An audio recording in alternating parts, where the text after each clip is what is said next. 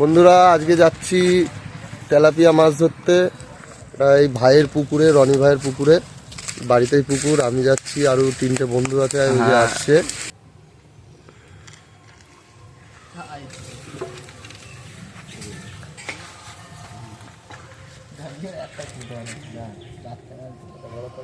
Tilapia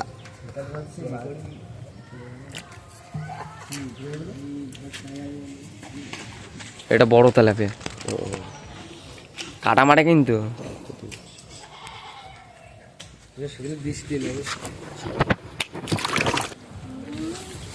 Guddu Guddu কোন জায়গায় সাইজগুলো দেয়, তাই তো ধর এটা ছাড়াই।